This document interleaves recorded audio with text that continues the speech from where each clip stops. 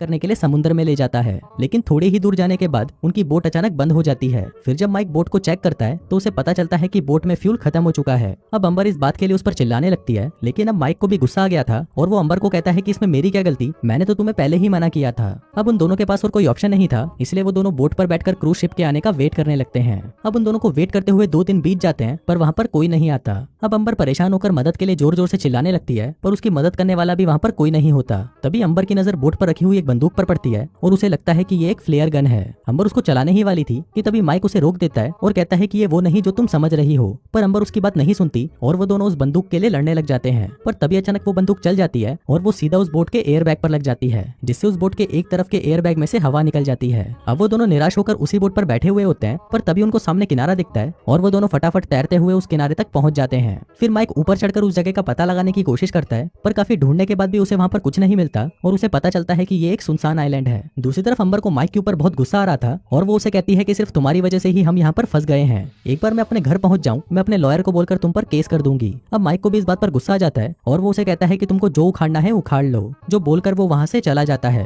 फिर थोड़ा आगे जाने के बाद माइक को वहां पर एक टूटा फूटा घर मिल जाता है और पास ही में ही एक फेंकी हुई कोल्ड ड्रिंक की बोतल मिल जाती है। फिर माइक मछली पकड़ने के लिए एक हथियार बनाता है और उससे मछली पकड़ भी लेता है, जिसके बाद वो उसे आग में भूनता है और छाव में बैठकर आराम से खाने लगता है। दूसरी तरफ अंबर उसे देखकर जलने लगती है। फिर वो भी उस आइलैंड पर खाना ढूंढने की कोशिश करती है, पर उसे वहां पर कुछ नहीं मिलता। इसके बाद वो माइक के पास जाकर उससे कुछ मछलियां मांगती है, पर माइक उसे कुछ नहीं देता। अंबर उसे कहती है कि तुम मेरे लिए मछलियां पकड़ लाओ, जिसके बदले मैं तुम्हें जितने भी पैसे चाहिए उतने पैसे दे दूंगी। पर इस पर माइक उसे मना कर देता है और कहता है कि मैं तुम्हारा कोई नौकर नहीं हूँ और अगर तुम्हें खाना चाहिए तो तुम्हें मेरी नौकरानी बनना होगा और दिन रात मेरी सेवा करनी पड़ेगी। ये बोलकर माइक अंबर को अपने सारे कपड़े धोने के लिए दे देता है। अब अंबर के पास भी और कोई रास्ता नहीं था, इसलिए वो मजबूरी में माइक के कपड़े धोने लगती है और उसे उसके बदले खाने के लिए मछलियां मिलती हैं। अब यहाँ पर तो माइक की ऐश हो गई थी, वो बस मछलियां पकड़ कर लाता और दिन भर आराम करता। बाकी मछलियों को पकाने का काम और बाकी के सारे काम अंबर करती थी। दरअसल माइक अंबर को सबक सिखा रहा था, क्योंकि अंबर ने क्रूज पर उसके साथ बहुत अत्याचार किए थे। अब ऐसे ही कई दिन बीत जाते हैं और उन दोनों को वहाँ पर ढूंढने के लिए कोई भी नहीं आता। उधर माइक के दिल में एम्बर के लिए फीलिंग्स जागने लगती है और वो उसके साथ इंटीमेट होने के बारे में सोचने लगता है।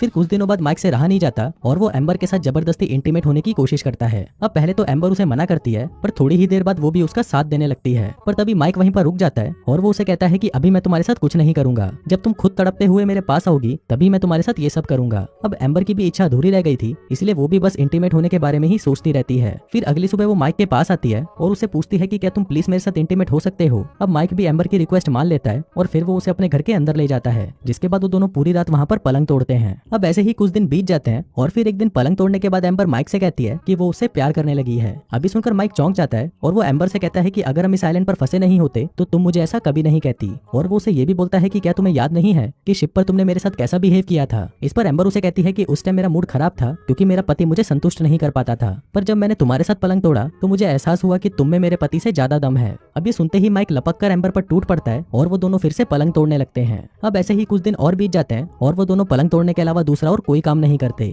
अब दोनों ही अपनी लाइफ में बहुत ज्यादा खुश थे, पर एक दिन एम्बर को समुद्र में एक नाव दिखाई देती है। उसे देखकर एम्बर माइक को कहती है कि हमें कहीं छुप जाना चाहिए, लेकिन माइक उसे मना कर देता है। इस पर एम्बर उसे कहती है कि मैं तुम्हारे साथ यहीं पर ही खुश हूँ और मैं कहीं और नहीं जाना चाहती। लेकिन माइक उसे समझाते हुए कहता है कि मैं भी तुमसे बहुत प्यार करता हूँ, पर हम अपनी सारी जिंदगी इस सुनसान आइलैंड पर तो नहीं बिता सकते, इसलिए एक बार हम यहाँ से निकल जाएं तो हम साथ में कहीं भाग जाएंगे। अब एम्बर भी माइक की बात मान लेती है और फिर वो दोनों बोट पर बैठकर क्रूज पर वापस आ जाते हैं। वापस पहुंचकर एम्बर का हस्बैंड माइक को उसकी वाइफ की देखभाल करने के लिए थैंक यू बोलता है, लेकिन उसे ये नहीं पता था कि पिछले कुछ दिनों से माइक ही उसका दूसरा हस्बैंड बना हुआ था। फिर माइक निराश होकर वहाँ से चला जाता है और एम्बर अपने हस्बैंड के साथ वापस होटल आ जाती है। अब एम्बर वहाँ पर बस माइक को ही याद कर रही थी और दूसरी तरफ माइक एम्बर के लिए एक रिंग खरीदता है। फिर वो होटल के रिसेप्शन पर आकर एम्बर को फोन करता है और एम्बर उसे कहती है कि तुम बस बता दो कि तुम्हारे साथ कब जाना है, मैं तुम्हारे साथ चलने के लिए तैयार हूँ। वो उसे ये भी कहती है कि तुम बस एक लेटर लिखकर उस लेटर को होटल के रिसेप्शन पर छोड़ देना। फिर उसी रात माइक एक लेटर लिखकर उसे होटल के रिसेप्शन पर दे देता है। उस लेटर में ये लिखा था कि कल सुबह वो क्रूज पर उसका वेट करेगा और उसके साथ ही उसमें वो रिंग भी थी जो वो एम्बर के लिए लाया था। फिर अगली सुबह जब एम्बर लेटर लेने के लिए जाती है तभी वहाँ पर उसका हस्बैंड आ जाता है और उसकी नजर एम्बर के लिए रखे हुए लेटर पर पड़ जाती है।